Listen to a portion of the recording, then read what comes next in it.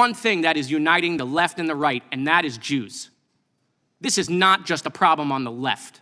Go look what's going on social media on the woke right. It isn't just some Nazis in a basement anymore, okay? Marjorie Taylor Greene is holding up the Antisemitism Awareness Act because she wants to be able to say the Jews killed Jesus. So this is a problem in both of our houses, and pretending it is not. This may look like a routine congressional hearing on discrimination, but it's actually a stress test of America's political conscience. What's really being tested here is whether institutions can confront a problem that cuts across ideology without retreating into blame or denial. This raises broader questions about accountability, digital influence, and the limits of partisan loyalty when democratic norms are under pressure. In this video, we'll break down how a single exchange exposes deeper fractures in how power, culture, and responsibility collide inside Congress. I do recognize the gentleman from Florida. Thank you, Mr. Chairman. Thank you for your attention to this matter. You know, I have all sorts of notes on this, but I'm living it every day now, every day. To be Jewish in this country now is an out-of-body experience on what's going on. You know, my grandmother escaped the Holocaust. She was part of the Kindertransport out of Germany. Parents were killed in Auschwitz, lost all sorts of other family in Poland. And this is not comparable to that. But the very beginnings of that are very comparable, right? Because you gotta dehumanize them first, right? You gotta make them others. You gotta make them feel like they don't belong, right? You gotta make them feel, you gotta make other people feel, you gotta build coalitions, you gotta build consensus that, you know, the Jews don't belong. And I wanna be clear. This theory out there that, oh, you can be anti-Zionist or you can be anti-Israel and not be anti-Semitic. I would say that theoretically you could, but that is not what's happening. It is not what's happening. You can absolutely go criticize the government. Great, wonderful, we do it here. But that is not what's happening. It wasn't what was happening on university campuses. I went to Columbia, as did Mr. Goldman, during Passover to be with those students. That was not what was happening when they were holding up signs saying, go back to Poland. It's nothing to do with Netanyahu. And people were silent. And Jewish families across the country knew the stuff that was going on college campuses. Okay, if that was happening with any other minority group, it wouldn't have gotten past lunchtime on the first day. I have police outside my house 24 hours a day. You think that's because of Netanyahu? Right, my kids, death threats against them. I had an assassination attempt by a resident, guy that was picked up, gonna go to jail for a decade, right? Had an anti-Semitic manifesto. My name was the target, was Googling where my wife worked, was Googling wind resistance and distance, had a scope, had a vest, had hundreds of rounds of ammunition, and had a sniper. So I know what's going on in this country. But I would tell you, there is one thing that is uniting the left and the right, and that is Jews. This is not just a problem on the left. Go look what's going on social media on the woke right. It isn't just some Nazis in a basement anymore, okay? Marjorie Taylor Greene is holding up the Antisemitism Awareness Act because she wants to be able to say the Jews killed Jesus. So this is a problem in both of our houses, and pretending it is not is one of the reasons why we're not cleaning it up, because we're just saying, oh, you know, you over there or you over there. This is not going well for Jews right now, and it isn't getting better.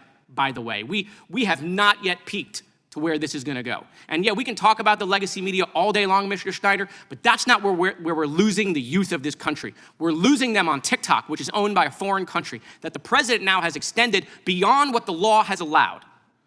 I don't want TikTok to go away, but I want it to get out of the hands of the Chinese, okay? They are doing the Nazi playbook. They are dividing us. They are fomenting. They don't need to do it with B-2 bombers. That's not what the Chinese plan is. The Chinese is to get us to fighting amongst ourselves. The Chinese plan is to get us angry and divisive. And the Chinese plan is to start with the easiest target possible, and that is us. And so until we stop doing this, you know, who did what to who stuff, okay, we're not gonna solve this. Jews are losing their usual allies, those allies that we've had for decades and decades and decades, groups that Jews have stood up for. We're losing them by the moment, especially amongst young people. So, you know, I'm called a foreign asset, right? That I'm a foreign lobbyist. I mean, it's just endless. Go look, any post I put up, the hatred, the vitriol that's going on. And so I appreciate this hearing, Mr. Chairman, but this hearing ain't gonna fix shit. Okay? This is a virus that is spreading. And until we're serious about stopping what's going on online and the brainwashing of our kids, this is going to get worse and more people are gonna die in this country. And it is gonna be us. I yield back. Gentleman yields back. If the gentleman would yield for just a quick second. If the chairman would. The moment came without theatrics, without performance. Representative Jared Moskowitz stopped reading from notes and spoke from experience. He didn't posture. He didn't speculate. He spoke as someone living inside the consequences of political failure. When he said that being Jewish in America today feels like an out-of-body experience, the room shifted. This was no longer an abstract policy discussion or a rhetorical exercise. It was a warning delivered in plain language, rooted in lived reality. What Moskowitz described was not history repeating itself, but history whispering again. Not the end of the story, but the beginning of a familiar pattern. He made it clear this was not a comparison meant to shock, but a recognition of how dangerous movements start.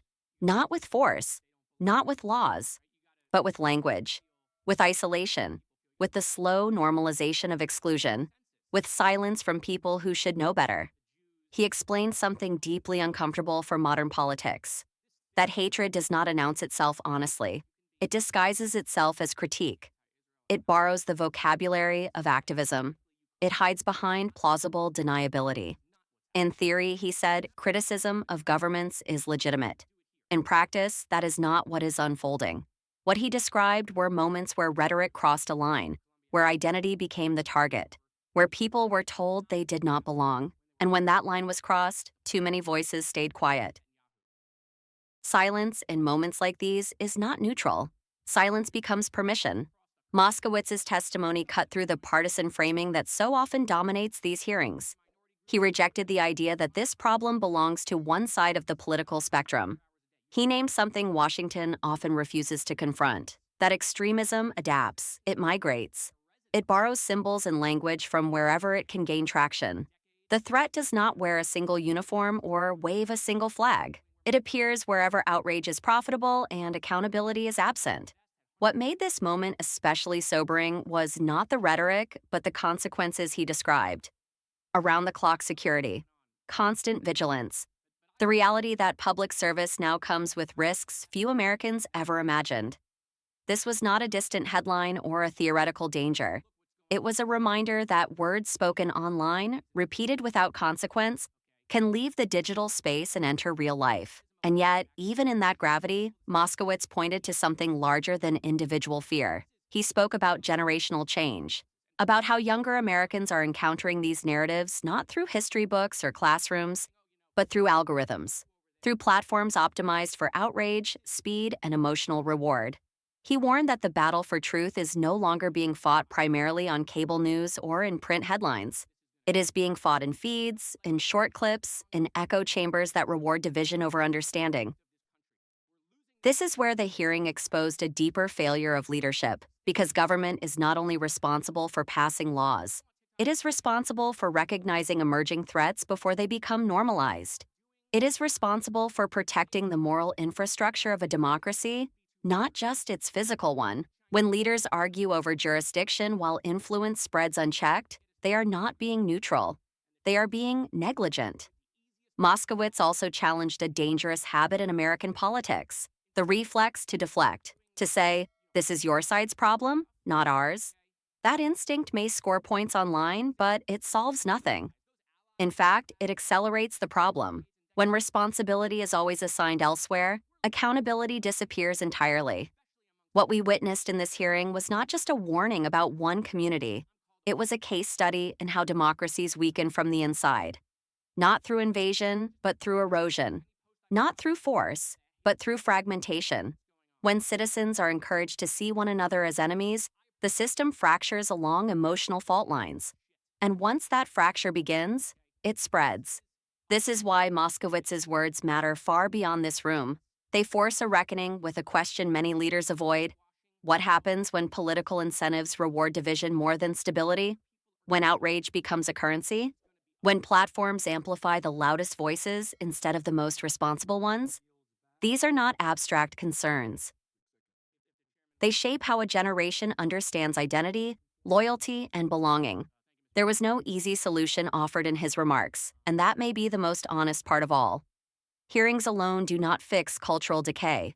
Statements alone do not reverse algorithmic momentum. Acknowledgement is only the first step, and America is still struggling to take even that. But acknowledgement matters, because ignoring the early signals has consequences.